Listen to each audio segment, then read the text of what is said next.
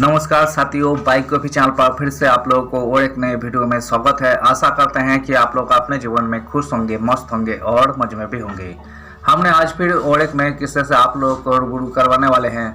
आज के किस्सों में हमने पश्चिम बंगाल में हुमायूं कबीर जो कि बाबरी मस्जिद का स्थापना कर रही है, सो उनसे जुड़ी हुई किस्से को आपके सामने हाईलाइट करने की कोशिश करेंगे। क्या है किस्से, क्या है कहानी, वीडियो में आगे आपको मालूम चल जाएगी। तो चलिए कहानियों पे चलते हैं, शुरू करते हैं। बंगाल में निलंबित तो टीएमसी विधायक ने बाबरी की नींव रखी। मौलवियों के साथ फीता काटा। 2 लाख से ज्यादा लोग मस्जिद के लिए ईंट लेकर पहुंचे। पश्चिम बंगाल के मुर्शिदाबाद जिले के बेलडंगा में टीएमसी से निलंबित विधायक हुमायूं कबीर ने शनिवार को अयोध्या की बाबरी मस्जिद की तर्ज पर बनने वाली मस्जिद की आधारशिला रखी। कबीर ने कड़ी सुरक्षा व्यवस्था के बीच मंच पर मौलवियों के साथ फीता काटकर औपचारिकता पूरी की। इस दौरान नाराए तकबीर, अल्लाहू अकबर के नारे लगाए गए। कार्यक्रम में 2 लाख से ज्यादा लोगों की भीड़ जुटी। बंगाल के अलग अलग जिलों से आए लोगों में कोई अपने सिर पर, कोई ट्रैक्टर ट्रॉली तो कोई रिक्शा या वैन से ईंट लेकर कार्यक्रम स्थल पर पहुंचा था। कार्यक्रम को लेकर बेलडंगा समेत आसपास का इलाका आज सुबह से हाई अलर्ट पर है। बेलडंगा और उसके आसपास सेंट्रल आर्म्स पोस्ट की 19 टीमें, रैपिड एक्शन फोर्स बीएसएफ, स्थानीय पुलिस की कई टीमों समेत 3000 से ज्यादा जवान तैनात है। हुमायूं कबीर ने 25 नवंबर को कहा था कि वे 6 दिसंबर को अयोध्या में विवादित ढांचे के विध्वंस के 33 साल पूरे होने पर बाबरी मस्जिद की आधारशिला रखेंगे। टीएमसी ने 4 दिसंबर को हुमायूं कबीर को पार्टी से सस्पेंड कर दिया था। हुमायूं कबीर बोले, मस्जिद निर्माण रोकने की साजिशें रची गई।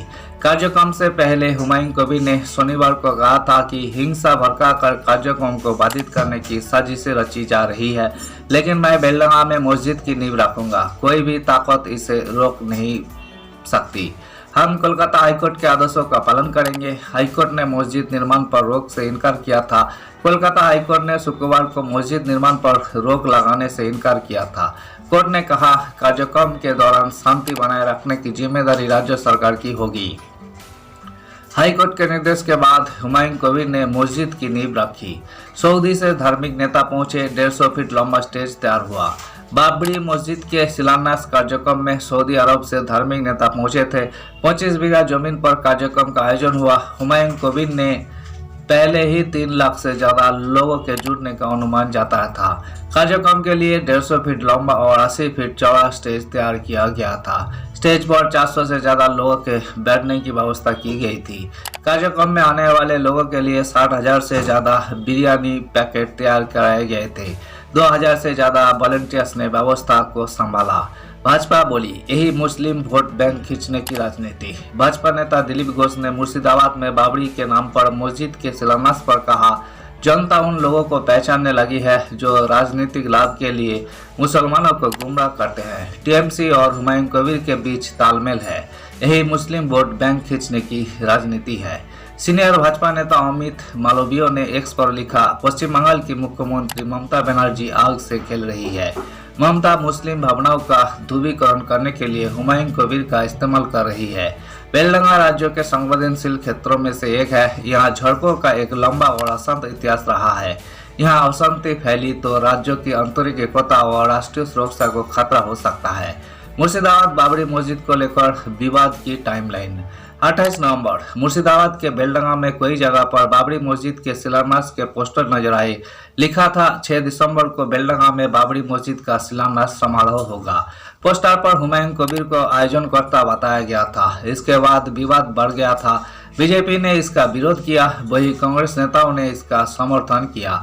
3 दिसंबर, टीएमसी ने मामले से खुद को अलग किया। बयान में कहा कि कबीर की इस घोषणा से पार्टी का कोई संबंध नहीं है। एक और पार्टी नेता ने कहा, हुमायूं कबीर ने यही विवाद इसलिए खड़ा किया है ताकि उन्हें रेट नगर सीट से विधानसभा चुनाव में टिकट मिल सके। हुमायूं वर्तमान में मुर्शिदाबाद की भरतपुर सीट से विधायक है। 4 दिसंबर, मामला बढ़ता देख टीएमसी ने विधायक हुमायूं कबीर को सस्पेंड कर दिया।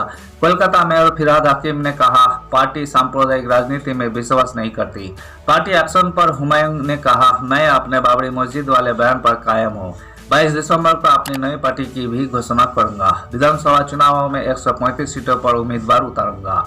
मैं उन दोनों यानी टीएमसी और भाजपा के खिलाफ चुनाव लड़ूंगा।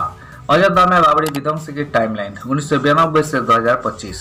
6 पॉइंट्स। 1992 में 6 दिसंबर को अयोध्या में राम जन्मभूमि बाबरी विवादित ढांचे को कार सेवकों ने ध्वस्त कर दिया था।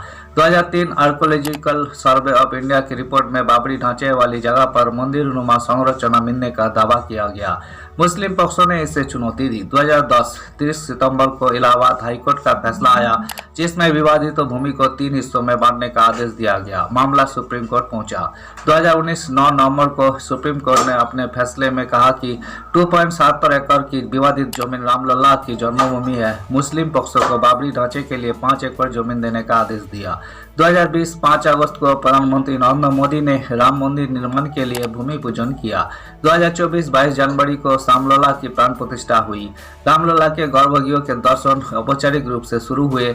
6 साल बाद भी प्रस्तावित मस्जिद का निर्माण शुरू नहीं हुआ। 2019 में सुप्रीम कोर्ट के फैसले के बाद राम मंदिर से करीब 25 किलोमीटर दूर अयोध्या में शहावत तहसील के धन्नीपुर गांव में मुस्लिम पक्षों को 5 एकड़ की वैकल्पिक जमीन आवंटित की गई थी।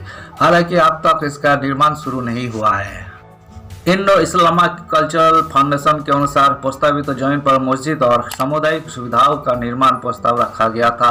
हालांकि अयोध्या विकास प्राधिकरण की तरफ से मस्जिद के लेआउट पर प्लान को मंजूरी नहीं मिली है, यानी सरकारी विभागों ने एनओसी नहीं दी है।